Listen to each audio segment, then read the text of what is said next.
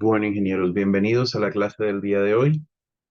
Vamos a continuar en el capítulo 7 de nuestro curso de CCNA. Vamos a la sección 711 LAN y WAN. Esta sección es básicamente muy teórica, poco práctica, entonces vamos a mirar lo que nos dice la documentación. Y nos habla de LAN y WAN y todos sabemos que las LAN son básicamente redes de área local por Local Area Network y las WAN son Wide Area Network o redes de área amplia o de área extensa. Generalmente, nosotros consideramos una LAN a las redes o las infraestructuras de red administradas por una sola organización, es decir, de cualquier punto a cualquier punto de nuestra red, podemos llegar sin la intervención de un tramo de red administrado por una organización de terceros. Llamamos WAN a la interconexión de múltiples LAN a través de redes generalmente públicas.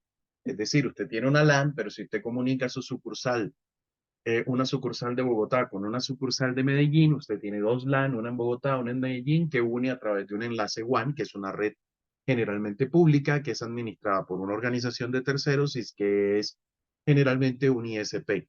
Anteriormente hablábamos del tamaño, pero el tamaño se volvió difuso entre determinar si una red es una red LAN, una red MAN de Metropolitan Area Network o Medium Area Network, como queramos, la encontramos de las dos formas en algunas documentaciones. Pero el tema del tamaño se volvió difuso. ¿Cuándo es una LAN? Porque hablábamos antes de que cubría un área geográfica pequeña, que tenía pocos usuarios, pero hoy en día tenemos LAN que son LAN de campus, que cubren un área bastante extensa, con un número de usuarios bastante extenso. Entonces, uno de los conceptos que tenemos para medir dónde es una LAN, dónde es una WAN, es el perímetro administrativo de la red, es una de las consideraciones.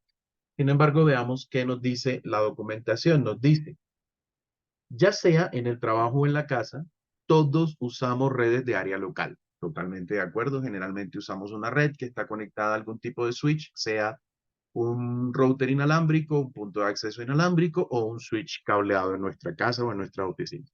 Sin embargo, las LAN se limitan a una pequeña zona geográfica. Eso sigue siendo cierto.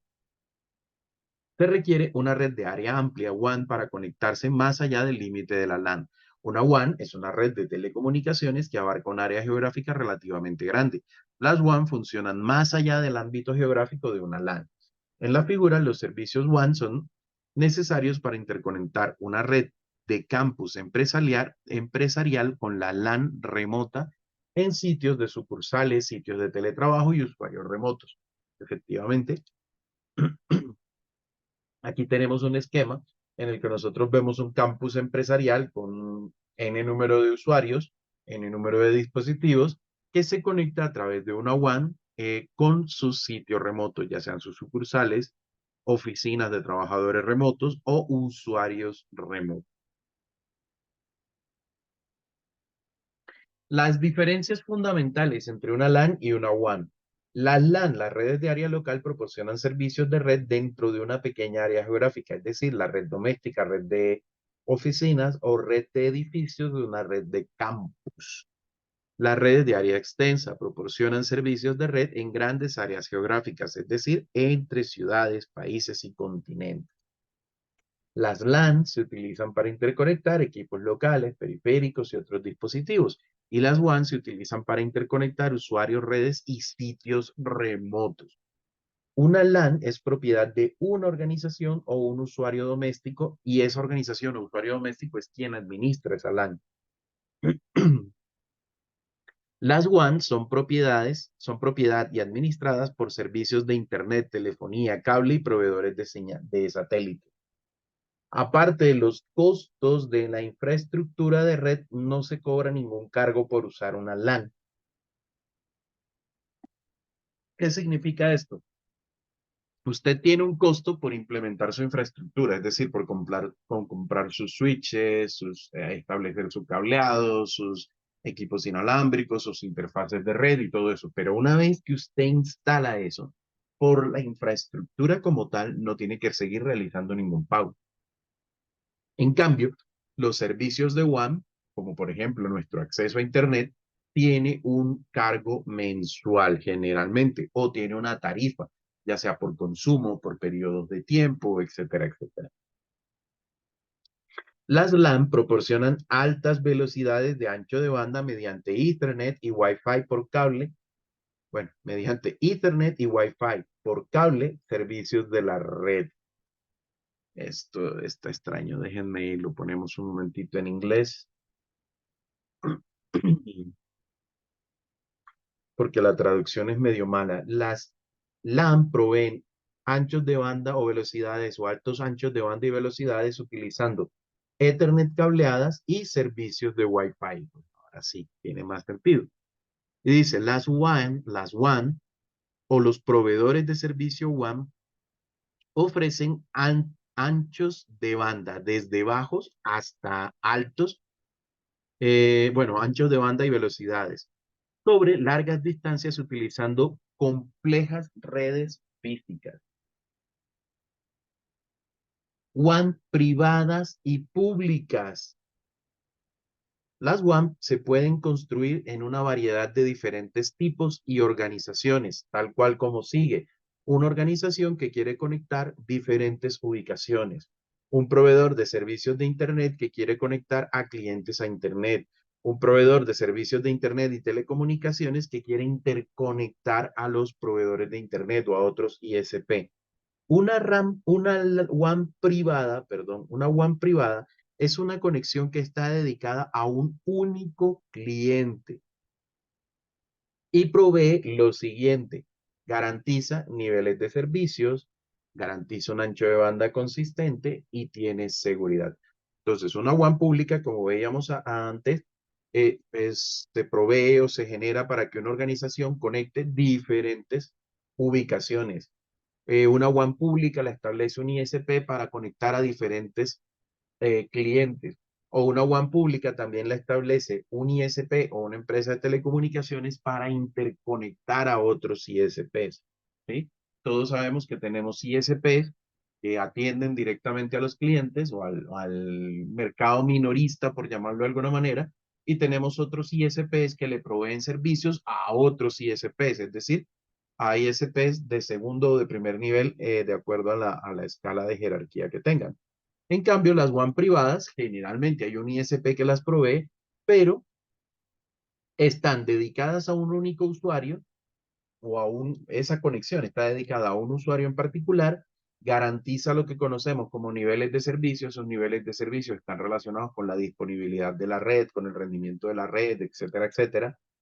Tiene un ancho de banda consistente, quiere decir que generalmente el ancho de banda que usted tiene disponible es el mismo, es el que contrata, y generalmente son anchos de banda simétricos, quiere decir que usted tiene un ancho de banda de subida y de descarga igual, pero sin compartirlo con nadie, que es lo que ocurre en las WAN públicas. Generalmente usted tiene un ancho de banda y a usted le venden, no sé, 1000K, 1000 kilobits o un megabit o lo que le vendan de ancho de banda, pero ese ancho de banda está disponible todo para usted solo cuando no hay otros usuarios compartiéndolo. Cuando hay otros usuarios compartiéndolo, ese ancho de banda empieza a dividirse entre todos los usuarios que estén activos, generalmente a razones de 8 a 1, es decir, un ancho de banda específico generalmente se puede repartir hasta en 8 usuarios diferentes. En el caso de las WAN privadas, no, el ancho de banda es exclusivo, por lo tanto es consistente y por ende son más seguras.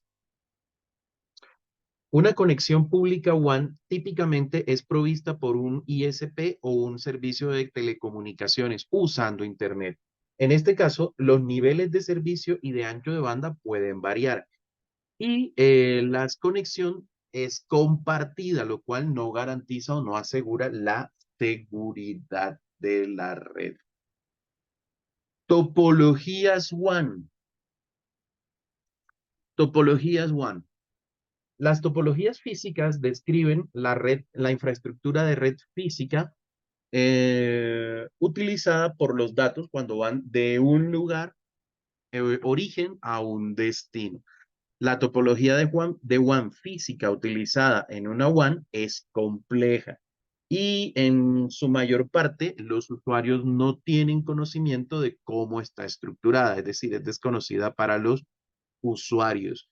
Y nos dice la documentación que consideremos o que pensemos en un usuario que se encuentra en Nueva York estableciendo una llamada de videoconferencia con otro usuario que está en Tokio, Japón. Eh, que está en Tokio, Japón.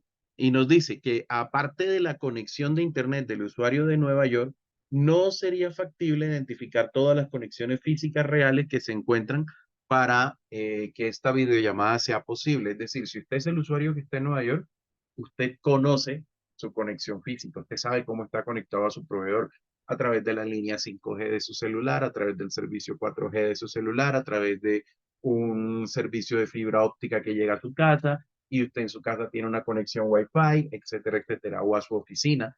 Pero de ahí en adelante, todas las interconexiones que tiene el proveedor en el camino para que los datos lleguen hasta Tokio, Japón, desde Nueva York, o vamos a ponernos en nuestro caso, desde Bogotá, Colombia, hasta Nueva York o hasta Tokio, Japón, nosotros no tenemos posibilidades reales de monitorear o de tener conocimiento de todas esas conexiones.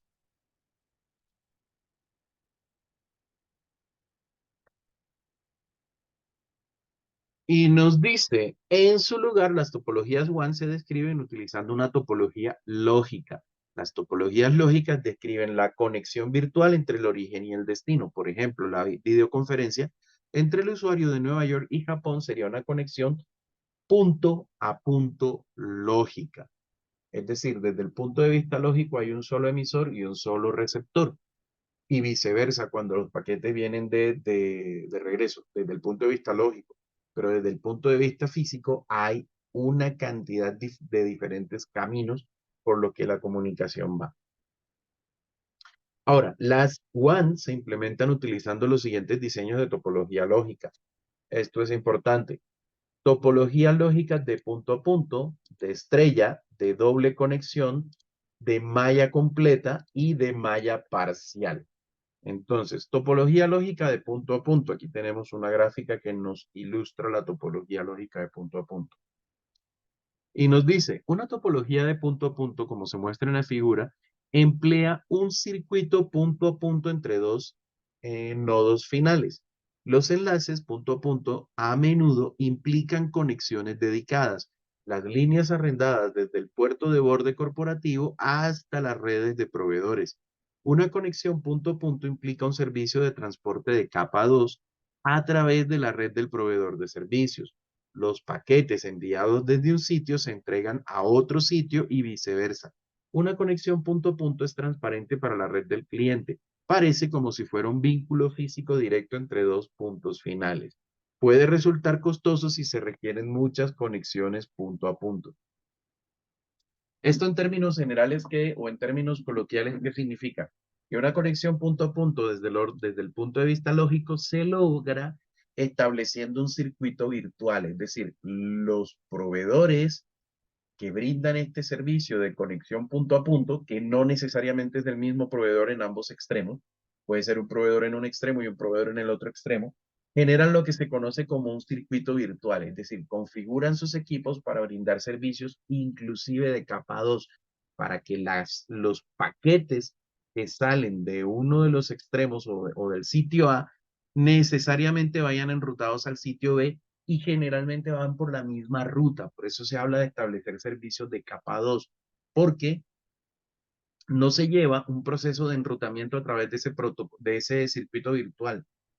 Cuando hablo de un proceso de enrutamiento me refiero a enrutamiento de capa 3, sino que necesariamente se sabe que los paquetes que tienen este origen y que atraviesan el circuito siempre van a tomar la misma ruta. Eso hace que este tipo de servicio sea costoso. Topología de estrella.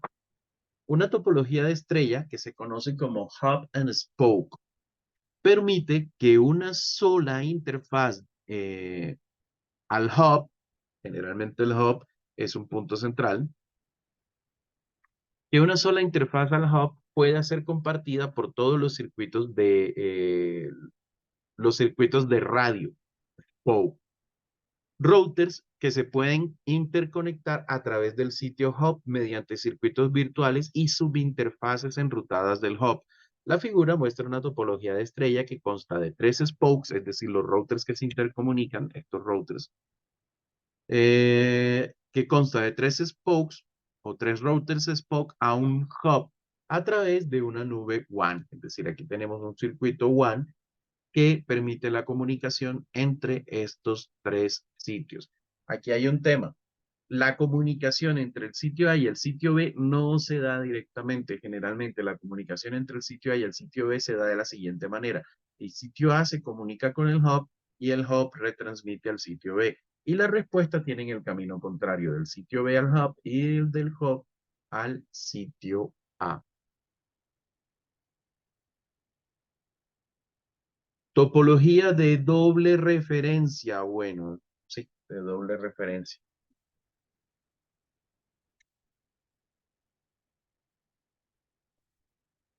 Bueno, la topología de doble referencia o doble conexión. Una topología de doble conexión proporciona redundancia, como se muestra en la figura. Los routers hub son de doble conexión y están conectados en redundancias a tres routers que son spokes a través de una nube WAN. Sin embargo, la ventaja de la topología de doble conexión es que ofrecen redundancia de red, equilibrio de carga, computación o proceso distribuido mejorados y la capacidad de implementar las conexiones de proveedor de servicios de respaldo. La desventaja es que son más caros de implementar que las topologías de conexión simple. Esto porque requieren hardware de red como routers y switches adicionales. Las topologías de doble conexión son más difíciles de implementar porque requieren configuraciones adicionales y complejas. Esto es básicamente un hub and spoke con backup. Es básicamente lo que es una tecnología de doble conexión. Tengo a este como hub y a este otro como hub para cada uno de los tres spokes que hay. Para que alguno de los spokes quede por fuera de servicio o por fuera de la red, necesariamente deberán deshabilitarse los dos enlaces. Lo mismo, si un hub de estos deja de funcionar, el otro hub hace las veces bueno, hace las veces no. El otro hub puede soportar todo el tráfico. Por otro lado, este hub y este hub pueden estar conectados a proveedores diferentes. Entonces, eso nos provee backup en el caso de que los proveedores sean los que tengan fallas directamente.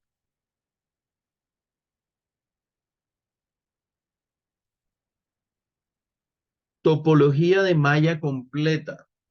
Estas topologías de malla básicamente están pensadas para tener alta disponibilidad y la topología de malla consiste en que todos los puntos o cada sitio está conectado a través de un enlace lógico con todos los demás sitios. Como vemos aquí, A tiene un enlace completo con B, tiene un enlace con C y tiene un enlace con D. La comunicación entre sitios es directa. Esto provee redundancia porque siempre el sitio A tendría que perder tres enlaces para quedar fuera de la red. Los tres enlaces. Sin embargo, problema de esto, el problema de este tema es el costo. Es mucho más costoso porque aparte de la infraestructura de red como tal, hay que pagar por el servicio de esa red porque todos estos enlaces virtuales o lógicos viajan a través de una WAN. Y la malla parcial. La malla parcial, ¿qué diferencia tiene con la malla? Que no todos los sitios están conectados con todos los demás. Digamos que se consideran cuáles son los sitios críticos y en esos sitios tenemos una conexión redundante, pero no todos están interconectados con todos. Es decir, va a haber algunos enlaces faltantes en esta malla. Por eso se le conoce como malla parcial. Conexiones de transportista. ¿Hasta ahí tenemos alguna pregunta?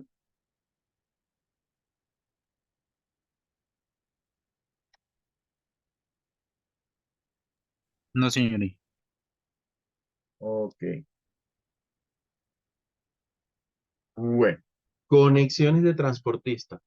Otro aspecto del diseño WAN es cómo una organización se conecta a Internet. Por lo general, una organización firma un acuerdo de nivel de servicios o SLA. Regálenme un segundo.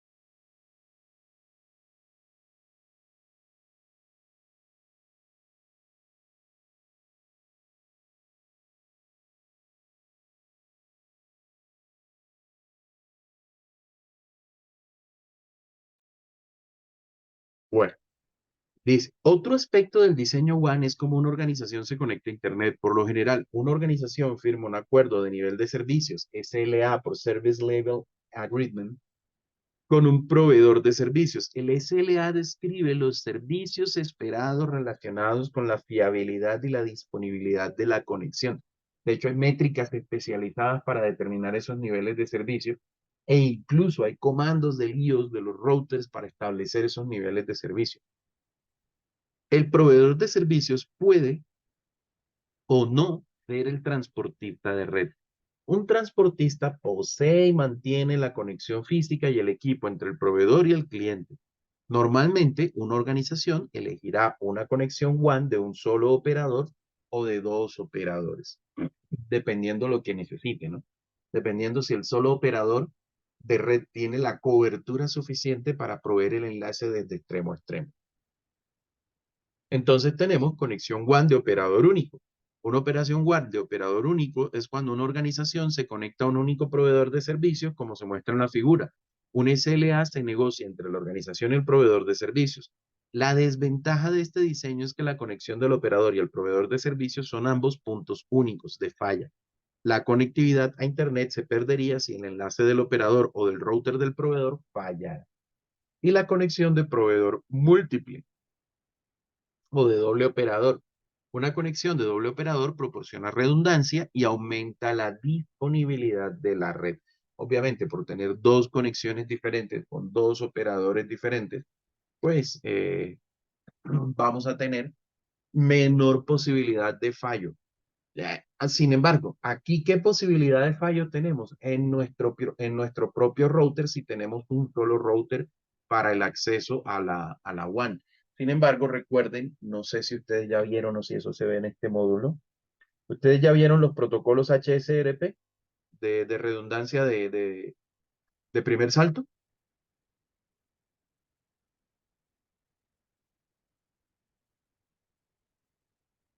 ¿no? ¿O no recuerdan? Y yo no Pues, recuerdo. a mí se me hace que sí lo vimos, pero no, este no lo tengo tan fresco el tema.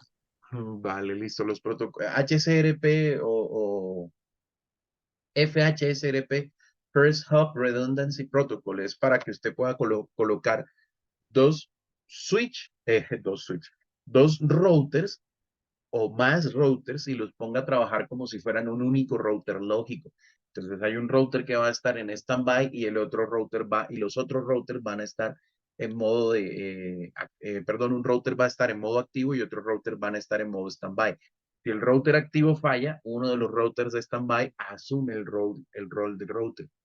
Hay un protocolo específico para eso. ¿Por qué? Porque recuerden que nosotros tenemos la posibilidad de configurar en nuestros dispositivos una sola dirección de gateway por defecto. Es decir, nosotros metemos nuestro gateway por defecto es este y no tenemos un gateway secundario como si tenemos, por ejemplo, en el DNS. Oiga, DNS primario este y ahí se envían todas las consultas. Si el DNS primario no contesta, se le envían las consultas al DNS secundario.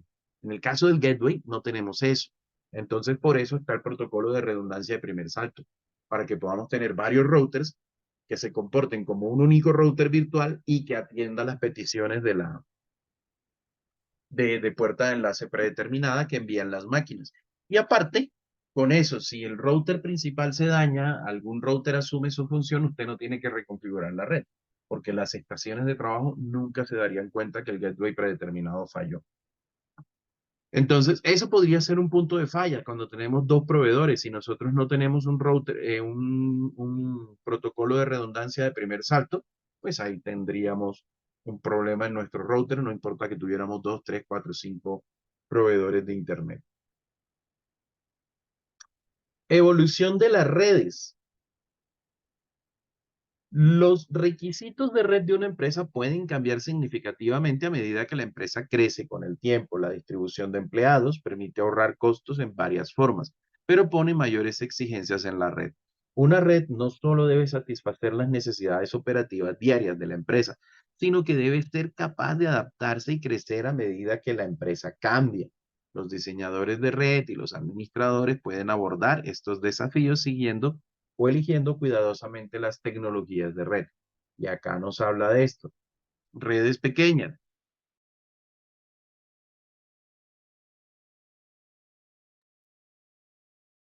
Redes pequeñas, la empresa inicialmente constaba, bueno, aquí nos está dando un ejemplo de red, ¿sí? Básicamente, de una empresa que se llama Span, eh, curiosamente, ¿no? Como expansión. Y nos muestra la evolución cuando la empresa es una empresa pequeña y consta de unos pocos dispositivos y tiene un router inalámbrico que le brinda conectividad a los dispositivos móviles, a la impresora, a las estaciones de trabajo y va conectada a un equipo de banda ancha del proveedor de servicios y utiliza Internet. Luego nos habla de cuando la red se convierte en una red de campus porque la empresa crece, entonces ya necesitamos una estructura de red diferente en la que establecemos un router que aparte hace funciones de firewall y es el que nos conecta con Internet y vamos a tener routers o switch de capa 3 en cada una de las secciones o de las subdivisiones de nuestra red. Nos habla de las redes de sucursal y nos muestra cómo esas redes de sucursal ya evolucionan a dispositivos que están interconectando cada sucursal y que tenemos interconexión a través de la WAN con cada uno de nuestros puntos remotos. Y por último, nos muestra cuando esa red evoluciona y resulta que ya no tenemos sucursales en un único país, sino sucursales en diferentes partes del mundo. Cada una de estas redes va a tener requisitos diferentes. Y ahí simplemente lo que nos quieren es mostrar cómo evoluciona una red o las razones por las cuales cambia una red. Funciones de la WAN y estándares de la WAN. Los estándares que rigen el funcionamiento, el diseño, la implementación y los componentes que nosotros utilizamos en una red WAN están definidos básicamente por tres organizaciones, como la mayoría de los temas de redes. Por la TIA, EIA, por la ISO y por la IEEE. Ahora, ¿qué o cómo se ven las WAN en el entorno del modelo OSI? Generalmente las WAN en entornos del modelo OSI vamos a tener eh, centralizados sus funciones en la capa física, en la capa de enlace de datos y parte en la capa de red. Entonces, recordando nuestros protocolos de la capa 1 de la capa física, son los protocolos que describen los componentes eléctricos, mecánicos y operativos necesarios para transmitir los bits a través de una WAN. Por ejemplo, los proveedores de servicios suelen utilizar medios de fibra óptica de gran ancho de banda para recorrer largas distancias, es decir, largo alcance, utilizando los siguientes estándares de fibra óptica de capa 1. El SDH o el Synchronous Digital Hierarchy o jerarquía digital sincrónica, la red óptica sincrónica o la SONET y el multiplexado por longitud de onda densa o DWDM. Ahora, SDH y SONET proporcionan esencialmente los mismos servicios y su capacidad de transmisión se puede aumentar mediante el uso de la tecnología DWDM. Esto básicamente es de dónde viene el estándar, si es un estándar europeo o estándar americano, pero son en esencia lo mismo. Protocolos de capa 2. Los protocolos de capa 2 definen cómo se encapsulan los datos en una trama. Las tramas, recuerden que a diferencia de los paquetes IP, las tramas son dependientes del medio. Es decir, no es lo mismo una trama para Ethernet que una trama para WLAN o una trama para fibra óptica o una trama para un enlace satelital o una trama para un enlace de serial. Son tramas diferentes. Entonces, varios protocolos de capa 2 han evolucionado a lo largo de los años, incluyendo los siguientes. La banda ancha o el DSL cable inalámbrico, el Ethernet One o Metro Ethernet, el Multiprotocol Label Switching o MPLS, que es muy usado, el Point-to-Point Protocol, ya menos usado.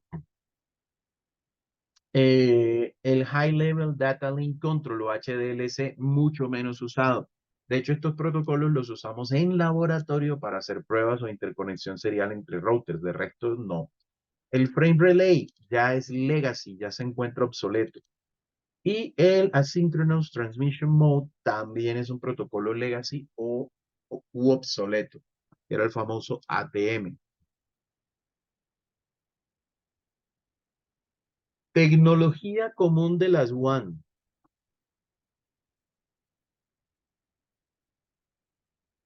La capa física de WAN describe las conexiones físicas entre la red de la compañía y la red del operador de servicios. Existen términos específicos utilizados para describir las conexiones WAN entre el suscriptor, es decir, la empresa cliente, y el proveedor de servicios WAN, como se muestra en la figura. Y aquí tenemos varios conceptos, como el equipo de terminal de datos o DTE, el equipo de comunicaciones o DCE, el equipo de instalaciones del cliente o CPE, y todo esto está dentro del lado que llamamos el perímetro empresarial. Ahora, el perímetro de proveedor de servicios o loop local u última milla, como se conoce algunas veces, allí vamos a encontrar que ese punto de demarcación entre el bucle local o el loop local y en la organización cliente está dado en la caja de conexiones de cable o en el punto de demarcación. Y vamos a encontrar la oficina central de comunicaciones, que la vamos a conocer como CO o CO Communication Office, y el switch de servicios del proveedor de telecomunicaciones, que lo vamos a llamar switch CO o switch de Communication Office. Aquí hay una descripción de cada uno de estos términos. El equipo DT o el equipo de terminal de datos nos dice que este es el dispositivo que conecta la LAN del suscriptor, es decir, del cliente, con la WAN a la WAN del dispositivo de comunicaciones, es decir, al DCE.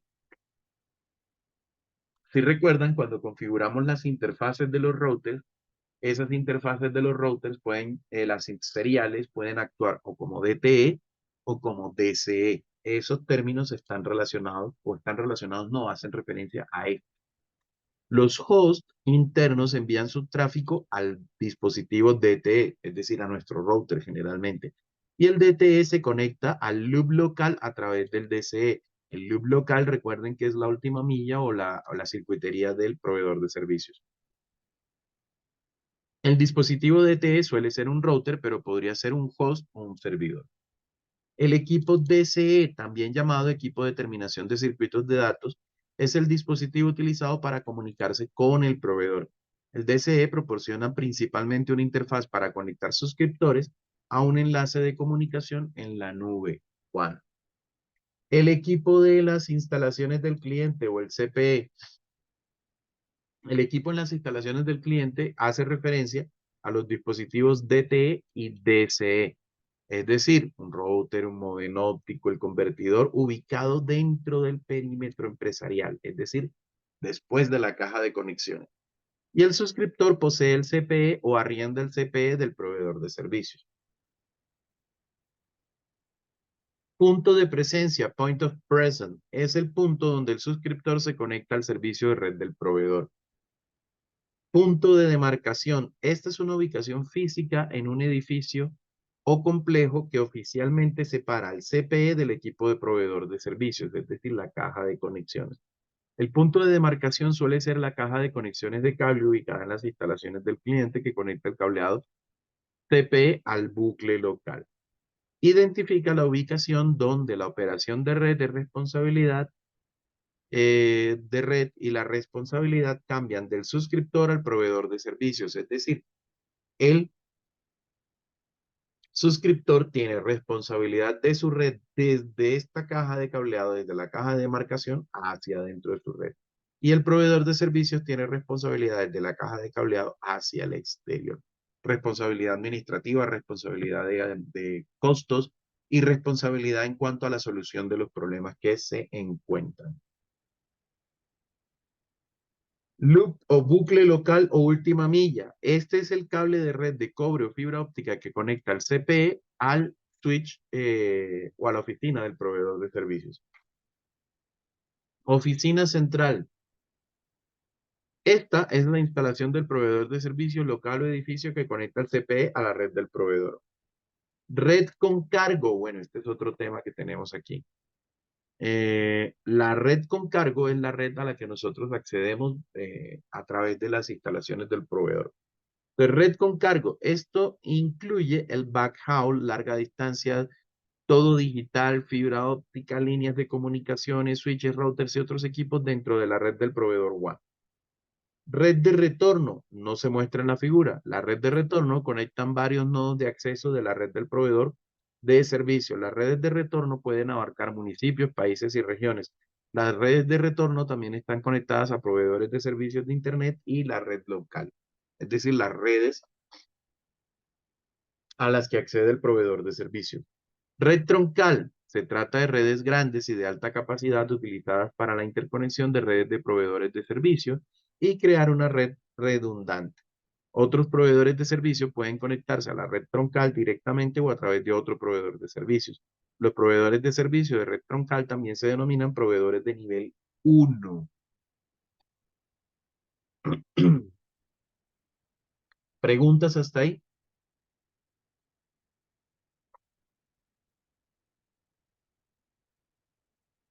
¿Ninguna? No, señor Inge. Vale, listo. Este tema, pues yo sé les imparto esta clase acá, pero este tema les toca volvérselo a leer, aunque tiene poco peso en el examen, pero pues les puede salir una que otra pregunta. Dispositivos de WAN. Existen muchos tipos de dispositivos que son específicos de los entornos WAN. Sin embargo, la ruta de datos de extremo a extremo de una WAN suele ser un DTE de origen y un DCE. Luego a la nube, luego a la nube WAN, luego al DCE, finalmente al DTE de destino, como se muestra en la figura. Entonces, lo que nos dice acá que hay muchos dispositivos, pero generalmente lo que vamos a tener es nuestro DCE, ¿sí? Nuestro DCE, sea cual sea, perdón, nuestro DTE, que generalmente va a ser nuestro router, que se conecta con un DSE, sea cual sea.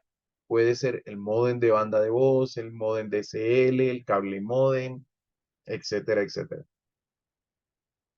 Que se conecta a la WAN y de la WAN llega al DSE en el otro extremo y de allí al DTE que lo conecta con la red local del otro extremo. Y aquí hay pues una descripción de lo que es un módem de banda de voz, un módem DSL, un módem por cable, una CSU, DSU. Esta sería la única que valdría la pena explicar. ¿Qué nos dice? Las líneas arrendadas digitalmente requieren una CSU y una DSU, que conecta un dispositivo digital a una línea digital.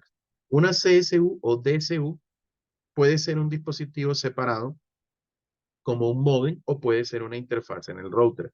La CSU proporciona terminación para la señal digital y asegura integridad de la conexión a través del control de errores y monitoreo de la línea. Y la DSU convierte las tramas de la línea en tramas LAN que se puedan interpretar y viceversa. Convertidores ópticos, router inalámbrico, puntos de acceso, dispositivos WAN de core. La red troncal WAN consta de múltiples routers de alta velocidad y switches de capa 3. Un router o switch multicapa debe ser capaz de admitir interfaces de telecomunicaciones de la velocidad más alta utilizada en la WAN Core. También puede proveer y reenviar paquetes a máxima velocidad en todas esas interfaces. El router o switch multicapa también debe administrar el enrutamiento que se utilizan en el núcleo. Generalmente en el núcleo de la WAN no utilizamos un protocolo de enrutamiento de gateway interior como los que usamos en la LAN, es decir, el EIGRP, el OSPF, el RIP, aunque ya no se use, etcétera, etcétera. En la WAN, entre proveedores de servicios, generalmente vamos a utilizar un protocolo de gateway exterior como el BGP o protocolo de gateway de borde, Border Gateway Protocol, BGP. Comunicación serial. Casi todas las comunicaciones de red se producen mediante una entrega de comunicación en serie. La comunicación serial transmite bits secuencialmente en un solo canal. Por el contrario, las comunicaciones paralelas también transmiten simultáneamente varios bits utilizando varios cables. Aquí tenemos una comparación entre un video de comparación entre la comunicación serial y la comunicación paralela. Aquí vemos cómo para transmitir un byte, aquí tenemos un byte y aquí tenemos otro byte. Para transmitir un byte en la comunicación serial, en la parte superior, tenemos que se transmite un bit, mientras que en la comunicación paralela se transmiten los 8 bits. Es decir, en el tiempo en que un enlace serial transmite un bit, un enlace paralelo transmite un byte completo. Entonces, en el tiempo en que la comunicación serial transmite un byte, la comunicación paralela transmite 8 bits. Pero ahora, si la comunicación paralela es mucho más rápida, ¿por qué utilizamos comunicación serial? De hecho, en cortas distancias, si ustedes ven, hoy en día nuestro puerto de comunicaciones con dispositivos preferidos es el USB. Y USB es Universal Serial Bus, o sea, un bus serial universal, comunicaciones seriales. Sí hemos usado comunicaciones paralelas en la computación. Anteriormente la conexión con las impresoras, por ejemplo, era una conexión paralela. La comunicación que se daba entre las unidades de almacenamiento, llámese disco duro, llámese unidad de lector de DVD, lector de CDs, unidad de disquetes, cuando existían las unidades de disquetes, con la placa madre de nuestro computador, era una comunicación paralela. Pero resulta que a altas velocidades es difícil mantener la sincronización de reloj entre los 8 canales de una comunicación paralela. Entonces, esta comunicación sufre de algo que es conocido como sesgo de reloj, si no estoy recordando mal, y hace que la comunicación pueda que sea más rápida, pero es más propensa a errores. En cambio, los circuitos seriales transmiten como transmiten de bit a bit, es mucho más fácil hacer la sincronización. Y aparte, las tecnologías modernas han hecho que esa transmisión serial de bit a bit sea muy, pero muy, pero muy rápida. Preguntas.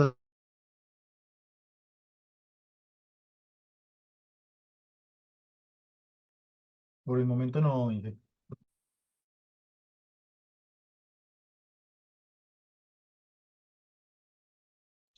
Vale, listo. Bueno, comunicación circuit switch y creo que por aquí tenemos comunicación packet switch. Ok, vale.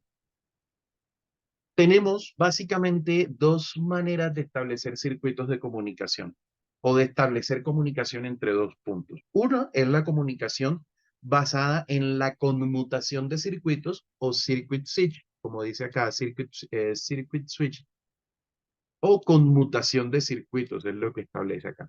En la conmutación de circuitos hay que establecer un circuito físico real entre el origen y el destino de la llamada. Aquí tenemos una animación que nos muestra esto.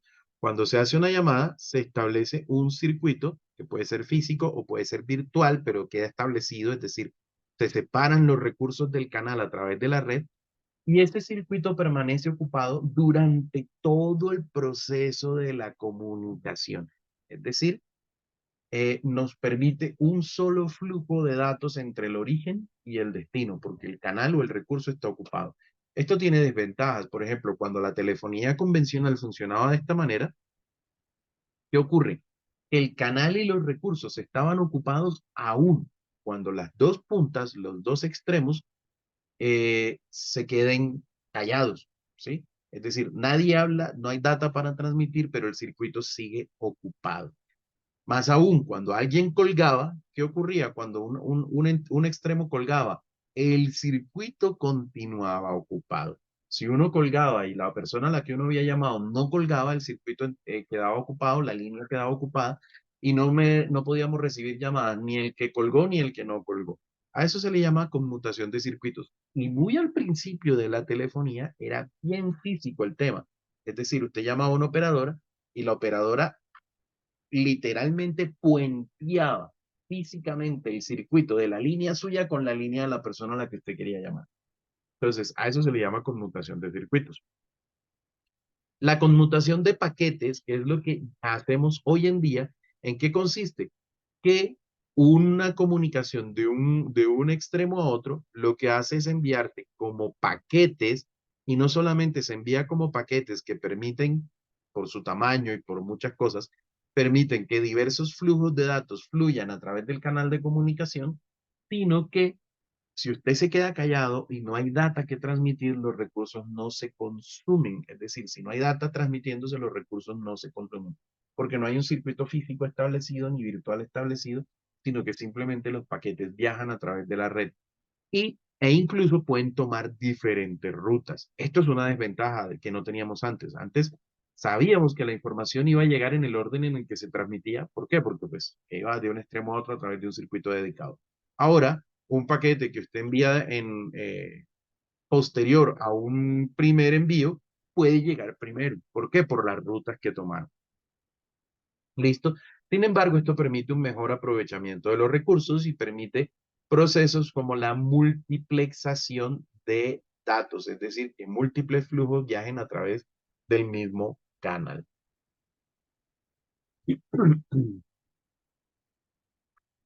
SDH, SONET y DWDM. Bueno, esto ya habíamos visto por ahí arriba un poco. Sin embargo, miremos qué nos cuentan aquí ahora. Nos dice, las redes de proveedores de servicios utilizan infraestructura de fibra óptica para transportar datos de usuarios. Esto ya lo habíamos visto. Hay dos estándares OSI de capa 1 en fibra óptica disponible para los proveedores de servicios.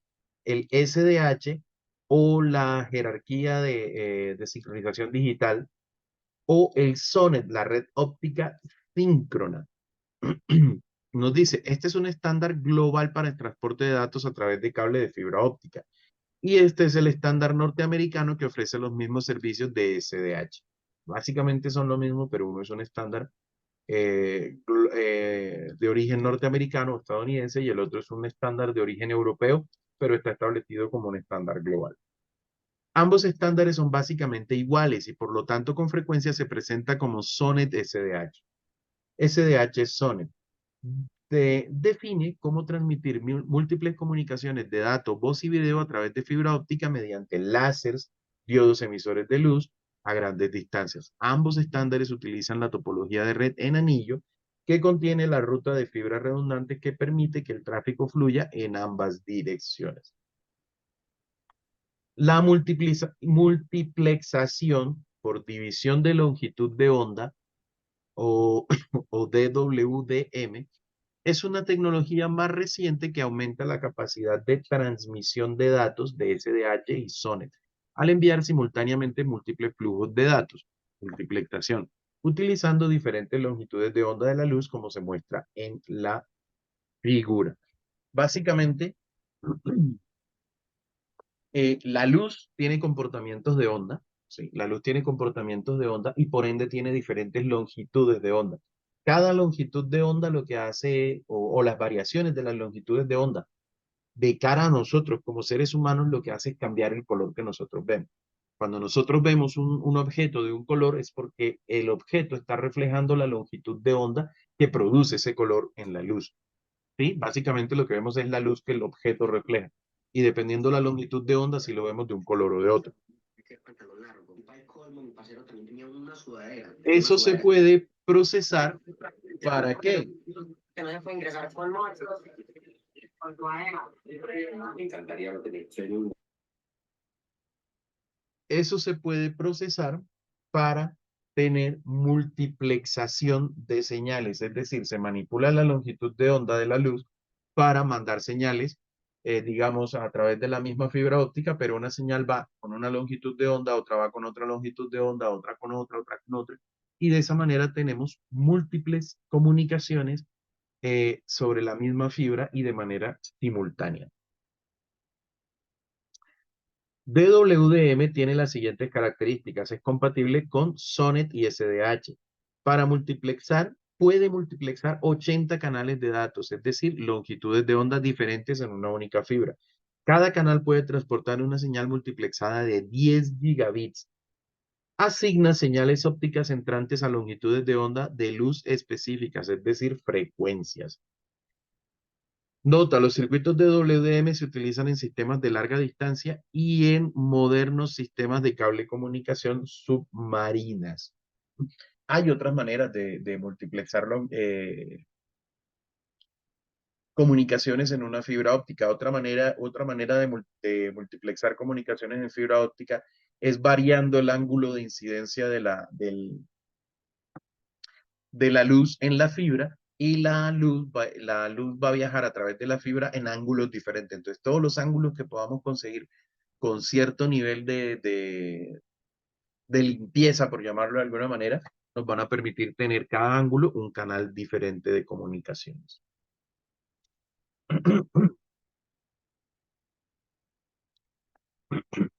¿Dudas, inquietudes hasta ahí?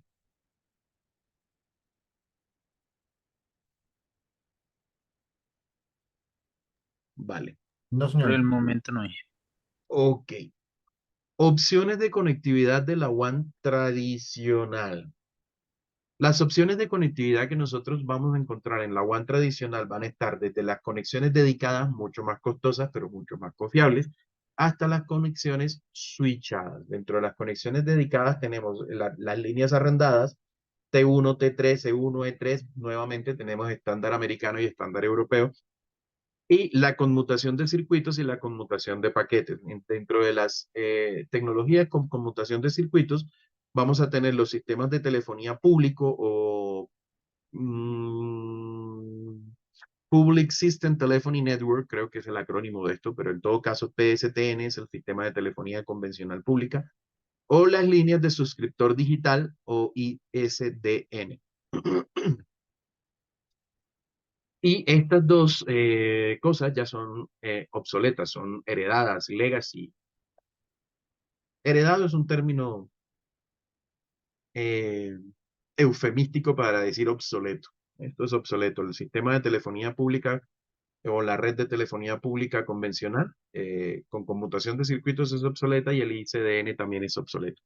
Y tenemos las líneas de conmutación de circuitos o frame relay y ATM, que como vimos ya son poco usadas. ¿A razón de qué? Pues a razón de costos. Hoy en día hay otras tecnologías como el Metro Ethernet o el MPLS. Aparte, el tema de las VPNs y todo ese tema ha hecho que esto ya empiece a ser también un poco, o empieza a ser poco utilizado. A ver, tecnología común de las WAN. Cuando se requieren conexiones dedicadas, nos dice la documentación permanente, se usó un enlace punto a punto utilizando medios de cobre para proporcionar una ruta de comunicación WAN preestablecida desde las instalaciones del cliente a las instalaciones del proveedor. Las líneas punto a punto se podían alquilar de un proveedor de servicios y se denominaban líneas arrendadas. El término hace referencia al hecho de que la organización paga una tarifa mensual por el arrendamiento a un proveedor de servicios para usar las líneas. Las líneas arrendadas existen desde comienzos de los años 50 y por este motivo se las conoce con nombres diferentes como circuito arrendado, enlace serial, línea serial, enlace punto a punto, línea T1E1, línea T3E3. Hoy las líneas arrendadas disponibles de distintas capacidades, y por lo general su precio depende del ancho de banda necesario y de la distancia entre los puntos conectados. Hay dos sistemas utilizados para definir la capacidad de un enlace serial en medios de cobre: el T-carrier o la portadora T y el E-carrier o la portadora E. El T-carrier utilizado en América del Norte. T-carrier proporciona enlaces T1 que admiten anchos de banda de 1544 megabits, y enlaces T3 que soportan ancho de banda de 47, de 43.7 o 43,7 megabits. El E-carrier utilizado en Europa proporciona enlaces E1 que admiten anchos de banda de 2048 megabits y enlaces E3 que admiten anchos de banda de 34.368 megabits. Esto, como les digo, es mera cultura general. Esto no tiene mucho peso en el examen. ¿Qué ventajas y desventajas tienen esto? Ventajas, la simplicidad. Los enlaces de comunicación punto a punto requieren una experiencia mínima para instalar y mantener. Bueno, lo de mínima es entre comillas. Calidad. Los enlaces de comunicación punto a punto suelen ofrecer un servicio de calidad si tienen un ancho de banda adecuado. La capacidad dedicada elimina la latencia y la fluctuación entre los extremos. Esta fluctuación en los extremos lo vamos a ver por allí como jitter, que es la variabilidad en la latencia. ¿Sí? Aquí la latencia generalmente es estable y por ende no hay variabilidad. Esa variabilidad es perjudicial para aplicaciones de tiempo real, para videojuegos, para voz IP, para todo ese tipo de cosas. Si la variabilidad es alta, la calidad de la comunicación es mala. Disponibilidad. La disponibilidad constante es esencial para algunas aplicaciones como e-commerce. Los enlaces de comunicación punto a punto proporcionan disponibilidad permanente o capacidad dedicada que se requiere para aplicaciones de voz IP y video sobre IP. Las desventajas, básicamente el costo y la flexibilidad limitada. Opciones por conmutación de circuitos.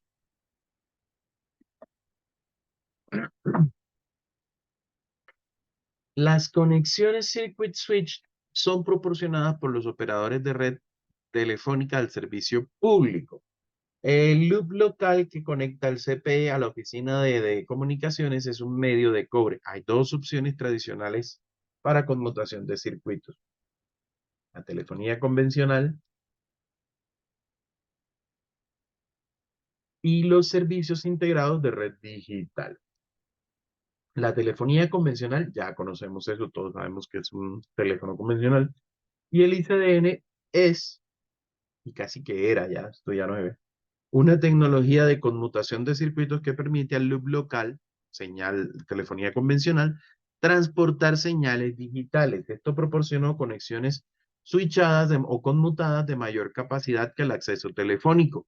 Cuando teníamos acceso telefónico para Internet, generalmente teníamos la máxima velocidad teórica de los dispositivos era 56 kilobits por segundo, o sea, 56.000 bits por segundo. Pero eso era teórico, eso eran comunicaciones de muy baja calidad. Ya con ICDN se proporcionaban hasta 2048 megabits por segundo. Redsi ha disminuido considerablemente en popularidad, esto es una variación de esto, en popularidad debido a la alta velocidad del DSL o de las líneas de suscripción digital que también ya están pasando a la historia. Se están reemplazando por conexiones de fibra óptica y otros servicios de banda ancha. ISDN se considera una tecnología heredada y la mayoría de los principales proveedores han dejado de utilizar este servicio. Opciones de switcheo o de conmutación de paquetes. Dentro de las opciones de conmutación de paquetes tenemos dos favoritas o el frame relay heredado, ya esto ya no se usa, y el ATM también heredado ya tampoco se usa. El frame relay es una tecnología WAN multiacceso sin difusión o non-broadcast media access. Esto lo vimos cuando hablábamos de OSPF. En OSPF, en este tipo de redes, si nosotros montamos OSPF en frame relay, no tenemos la necesidad de elegir ni un router designado ni un router designado de backup. ¿Por qué razón? Porque en estas redes no existen los broadcasts, entonces no hay difusión. Entonces, esto es una red non-broadcast media access. Sin difusión simple de capa 2 que se utiliza para interconectar las redes LAN de una empresa, para conectarse a varios sitios mediante un circuito privado virtual. SPVC es Private Virtual Circuit. Se puede utilizar una única interfaz de router. Los circuitos privados virtuales se utilizan para transportar tráfico de voz y datos entre el origen y destino y admiten velocidades de datos de hasta 4 megabits sobre segundos o por segundos. Y algunos proveedores ofrecen velocidades aún mayores. Frame Relay crea circuitos privados virtuales que se identifican únicamente por un identificador de conexión de enlace de datos. O Data Link Connection. Los circuitos privados virtuales, Data Link Connection Identificator o ID. Los DLCI aseguran la comunicación bidireccional de un dispositivo DTE a otro. Las redes Frame Relay han sido reemplazadas en gran medida por soluciones Metro Ethernet más rápidas basadas en Internet. Asynchronous Transfer Mode o Asynchronous Transmission Mode, cualquiera de las dos formas será válida, o ATM. La tecnología del modo de transferencia asíncrona, ATM, puede transferir voz, video y datos a través de redes privadas y públicas. Se construye sobre una arquitectura basada en celdas, en vez de una arquitectura basada en tramas. Las celdas de ATM tienen siempre una longitud de 53 bytes. La celda ATM contiene un encabezado ATM de 5 bytes, seguido de 48 bytes de contenido ATM. Las celdas pequeñas y de longitud fija son adecuadas para transportar tráfico de voz y video, debido a que este tipo de tráfico no admite retrasos. El tráfico de voz y video no tiene que esperar a que se transmitan paquetes de datos más grandes. La celda ATM de 53 bytes es menos eficaz que las tramas de los paquetes más grandes de Frame Relay. Además, la celda ATM tiene por lo menos 5 bytes de sobrecarga por cada contenido de 48 bytes. Cuando la celda transporta los paquetes de capa de red segmentados, la sobrecarga es mayor debido a que el switch ATM debe proporcionar o debe poder, rearmar los paquetes en el destino. Una línea ATM típica necesita casi un 20% más de ancho de banda que Frame Relay para transportar el mismo volumen de datos de la capa de red. Las redes ATM han sido reemplazadas en gran medida por soluciones Metro Ethernet más rápidas, basadas en Internet.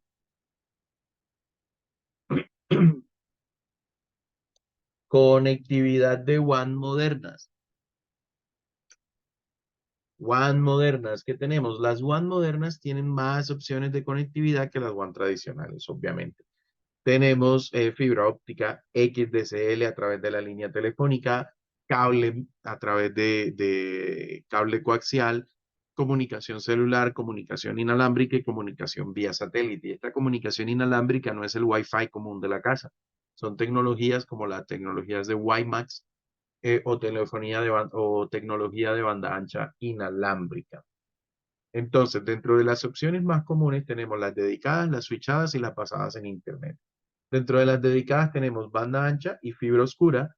Dentro de las switchadas tenemos la conmutación de paquetes y allí tenemos la Metro Ethernet o el MPLS, y dentro de los basados en Internet tenemos la VPN de banda ancha, y allí tenemos el cableado de XDSL, cable fibra óptica, o la tenemos las inalámbricas como Wi-Fi municipal, celular, Internet satelital y WiMAX. Cada una de estas se describe por acá. Entonces, banda ancha dedicada. Esto viene desde finales de la década de los 90. Muchas empresas de telecomunicaciones construyeron redes de fibra óptica con suficiente fibra para satisfacer las necesidades proyectadas del problema de generación. Sin embargo, se desarrollaron tecnologías ópticas como la multiplexación de división de longitud de onda y aumentaron drásticamente la capacidad de transmisión de una sola cadena de fibra óptica. En consecuencia, muchos canales de fibra óptica no están en uso. Cable de fibra óptica que no está en uso y por lo tanto no iluminado, es decir, oscuro, se conoce como fibra oscura. Eso es lo que quiere decir fibra oscura, cable que no tiene datos, o sea, que no está en uso. Una organización puede instalar fibra de forma independiente para conectar ubicaciones remotas directamente entre sí. Sin embargo, la fibra oscura también podría ser alquilada o comprada a un proveedor. El costo de arrendamiento de la fibra suele ser más caro que cualquier otra opción de WAN disponible en la actualidad. Sin embargo, proporciona la mayor flexibilidad, control, velocidad y seguridad. Conmutación de paquetes. Hay dos opciones en la red de conmutación de paquetes WAN. Los avances en la tecnología LAN e Ethernet han permitido que las áreas WAN y WAN Metro Ethernet proporcionen enlaces de ancho de banda rápida, y ha sido responsable de reemplazar muchas opciones de conectividad WAN tradicionales. El Multiprotocol Label Switching, MPLS, permite a la red del proveedor WAN transportar cualquier protocolo, por ejemplo, paquetes IPv4, paquetes IPv6, Ethernet y DSL como datos de carga útil. Esto permite que diferentes sitios se conecten a la red de proveedor independientemente de sus tecnologías de acceso. Es decir, el MPLS lo que hace es que encapsula los paquetes de otros protocolos y los marca con una etiqueta de identificación. Entonces, la red transporta MPLS, sí, paquetes de MPLS, pero por dentro van paquetes de cualquier otra tecnología. Eso permite que a través de la misma infraestructura de red intermediaria se conecten puntos de diferentes tecnologías. Ethernet WAN, bueno, aquí viene otra vez MPLS, Ethernet WAN, esto es una descripción, ya más o menos lo hicimos, MPLS, también ya lo hicimos y aquí vemos en la red cómo a través de esta red de MPLS viajan datos que pueden venir no solamente de cualquier medio, DSL, cable, metro, Ethernet, sino que puede venir cualquier protocolo de red encapsulado allí.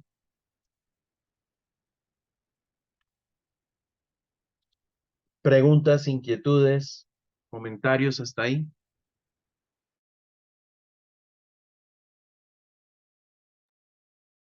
No, No, señorita. señor. No, y vamos bien. Ok, listo. Opciones de conectividad basados en Internet. Ya sabemos que tenemos la banda ancha y tenemos las opciones cableadas y las opciones inalámbricas. Vamos a ver aquí, tecnologías bueno, acá sí. Opciones cableadas. Las opciones cableadas utilizan cableado permanente. Listo, ya sabemos cuáles son. Las XDSL, cable y fibra óptica. Las opciones inalámbricas. Las señales inalámbricas vamos a encontrar tecnologías como el Wi-Fi municipal, el WiMAX, señal satelital, y las opciones de telefonía celular como 3G, 4G y 5G. Tecnologías de DSL. Tenemos tecnologías de XDSL, se llama XDSL, ¿por qué? Porque puede ser ADSL o la otra tecnología se llama DSL, pero hay otra forma de llamarlo, ISDSL. ADSL y SDSL. Entonces, estas dos tecnologías de DSL, ADSL y perdón, y SDSL, ¿en qué difieren? Se les denomina X para reemplazar la A o la S. Básicamente, ADSL es sistema de suscripción digital asíncrono, es decir, tenemos una velocidad de subida diferente a la velocidad de descarga o velocidad de carga diferente a la velocidad de descarga y por ende se habla de que tenemos una velocidad asimétrica. Y el SDCL es porque tenemos una velocidad de carga y descarga simétrica o igual. Y básicamente a eso hace referencia. Ahora, ¿esto en qué se basa? En que la señal, o para transportar ADSL, lo que hacía era dividir las frecuencias que podían transportarse a través del cable de la línea telefónica y se separaban de los 0 a los 4 kilohertz para la señal de voz. Recuerden que esto venía por la línea telefónica. Entonces, de los 0 a los 4 kilohertz teníamos señal de voz. De los 26 kilohertz a los 138 kilohertz teníamos la señal o las frecuencias que transportaban los datos ascendentes y de los 138 kilohertz a los 1100 kilohertz teníamos la señal descendente. Entonces, como ven, tenemos un rango de frecuencias más alto o más amplio para el tráfico de bajada y uno más angosto para el tráfico de subida. Esto hacía que tuviéramos una mayor velocidad de descarga que la velocidad de carga. En términos generales, esto funcionaba bien, pero se considera asimétrico por la diferencia entre estas dos frecuencias. Para implementar esto, generalmente el proveedor de servicios nos colocaba un filtro que le llamaban filtro pasabandas, y ese filtro lo que hacía era básicamente dividir las señales, estos primeros 4 kilohertz, para la señal telefónica, y por eso ese filtro le sacábamos un cable al teléfono, y otro cablecito iba para nuestro cable módem o para nuestro módem ADSL, que era el que se iba a encargar de manejar estas frecuencias para la señal de bajada y la señal de subida. Efectivamente, aquí tenemos el famoso filtro, que como le llamaban aquí, multiplexor de acceso DLSM o DSL Access Multiplexer, que era el que dividía la señal de la telefonía de la señal de Internet y el mecanismo de conexión. La otra señal, el SDSL o la Synchronous DSL básicamente tenía el mismo rango de frecuencias para señal descendente que la ascendente y era simétrico. De resto, los primeros 4 kHz seguían siendo reservados para el sistema de telefonía. DSL y PPP o protocolo de punto a punto.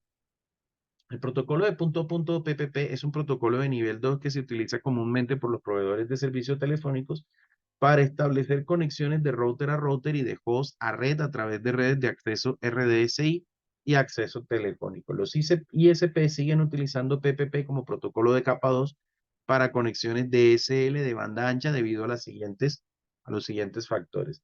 PPP se puede utilizar para autenticar al suscriptor, es decir, para autenticar que su conexión esté activa, un usuario y una contraseña. Puede asignar una dirección IPv4 pública al suscriptor. Y PPP también incluye la función de administración de calidad del enlace. Un módem DSL tiene una interfaz DSL para conectarse a la red DSL y una interfaz Ethernet para conectarse al dispositivo cliente. Sin embargo, los enlaces Ethernet no admiten PPP de forma nativa.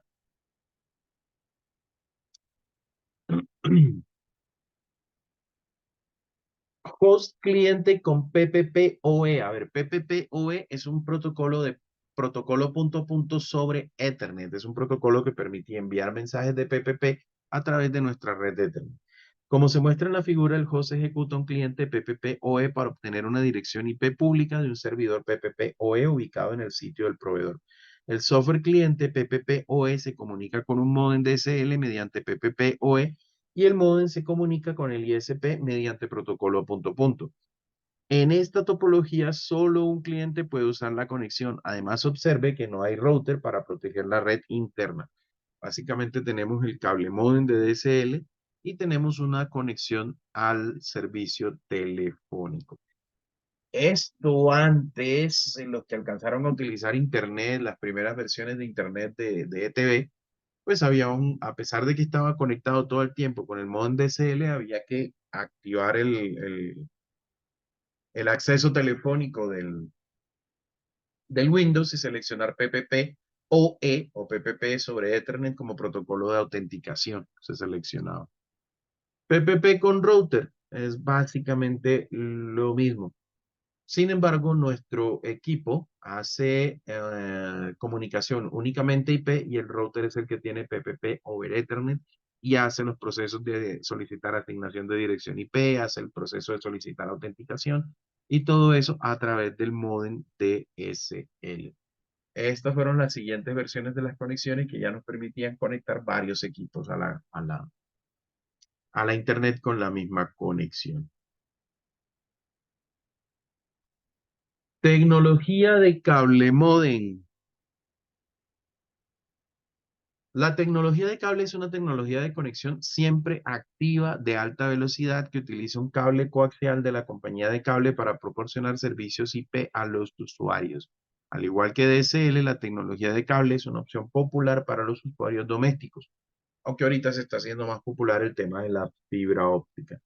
Los sistemas de cable moderno ofrecen servicios avanzados de telecomunicaciones a los clientes, incluido el acceso a Internet de alta velocidad, televisión digital por cable y el servicio telefónico residencial.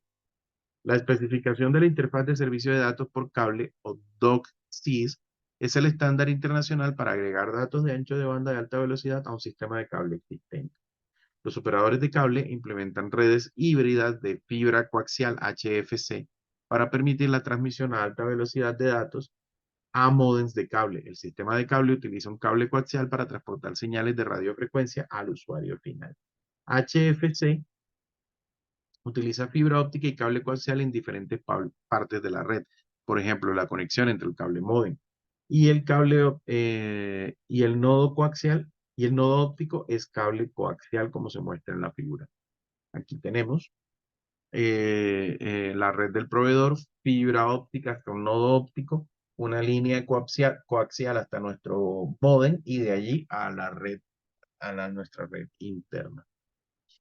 Y fibra óptica, por último, la banda ancha de fibra óptica, que se está popularizando bastante. Nos dice, muchos municipios y ciudades y proveedores instalan cable de fibra óptica en la ubicación del usuario. Este se conoce comúnmente como Fiber to Me o FTTX e incluye lo siguiente: Fiber to Home y Fiber to Building y Fiber to Node Neighborhood. El Fiber to Home, la fibra alcanza el límite de la residencia, las redes ópticas y privadas y Ethernet punto a punto son arquitecturas que pueden ofrecer servicios de televisión por cable, internet, teléfono. Eso es cuando le llega el cable de fibra directamente al módem que usted tiene en su casa o al router que tiene en su casa. Fiber to Building, la fibra óptica alcanza el límite del edificio, es decir, llega hasta el punto de demarcación, hasta la caja de mercado. Hasta ahí llega la conexión de fibra del proveedor y usted de allí decide cómo distribuye la señal. Y el Fiber to Node Neighborhood, en este tipo de conexión, el cableado óptico llega hasta un nodo óptico que convierte las señales ópticas a un formato aceptable para par trenzado par trenzado o cable coaxial. Y de allí hasta las instalaciones del suscriptor. Chicos, el tema es bastante denso y es bastante texto. Les sugiero que dejemos allí y continuemos mañana. ¿Listo? Sí, señor. Bueno, profe. Para descansar un poquito Sí, la señor. cabeza de toda esta teoría. Listo, Inge. Listo. Listo, Inge. Bueno, vale. Entonces nos encontramos mañana nuevamente a la misma hora. Bueno, gracias, Inge. Listo. Buenas noches para todos. Buenas noches. Feliz noche para todos. Buenas noches. Pues buena noche.